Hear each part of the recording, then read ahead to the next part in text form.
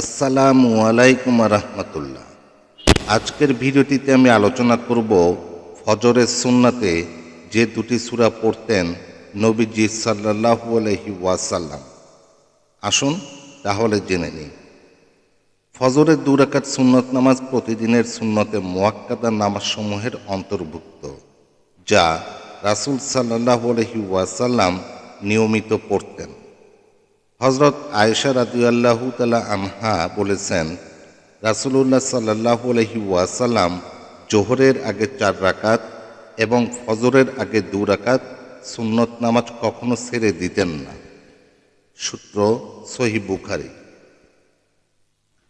নবীজি সাল্লাল্লাহু আলাইহি ওয়াসাল্লাম বলেছেন, ফজরের 2 রাকাত সুন্নত নামাজ দুনিয়া এবং এর মধ্যকার সব কিছুর চেয়েও উত্তম। সূত্র সহিহ মুসলিম। একাধিক সাহাবীর বর্ণনা থেকে বোঝা যায়, রাসূল সাল্লাল্লাহু আলাইহি ওয়াসাল্লাম প্রায়ই ফজরের সুন্নত নামাজে প্রথম রাকাতে সূরা কাফিরুন ও দ্বিতীয় রাকাতে সূরা ইখলাস পড়তেন। আবু হুরায়রা রাদিয়াল্লাহু তাআলা আনহু বলেন, রাসূলুল্লাহ সাল্লাল্লাহু আলাইহি ওয়াসাল্লাম ফজরের 2 রাকাত সুন্নতে সূরা কাফিরুন ও সূরা ইখলাস পড়েছেন। সূত্র সহিহ মুসলিম, হাদিস 726। আব্দুল্লাহ ইবনে ওমর রাদিয়াল্লাহু তাআলা আনহু বলেন, আমি 1 মাস পর্যন্ত নবীজি সাল্লাল্লাহু আলাইহি ওয়াসাল্লামকে খেয়াল করে দেখেছি তিনি ফজরের সুন্নতে সূরা কাফিরুন ও সূরা ইখলাস পড়েন। সূত্র সুনানে তিরমিজি, হাদিস 417। নবীজির সহধর্মিণী আয়েশা রাদিয়াল্লাহু তাআলা আনহা থেকেও এরকম বর্ণনা রয়েছে।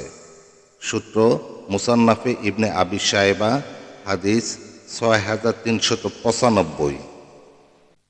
এই হাদিসগুলোর কারণে আলেমরা ফজরের সুন্নাতে এ দুটি সূরা পড়া উত্তম বলেছেন। তবে রাসূল সাল্লাল্লাহু আলাইহি ওয়াসাল্লাম সবসময় ফজরের সুন্নতে এ দুটি সূরা পড়েছেন এমন নয়।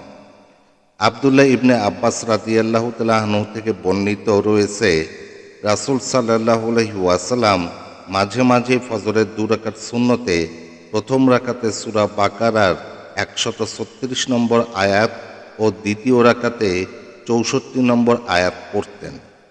সূত্র সহিহ মুসলিম, হাদিস নম্বর 1115। এ দুটি আয়াতও ফজরের সুন্নতে পড়া উত্তম।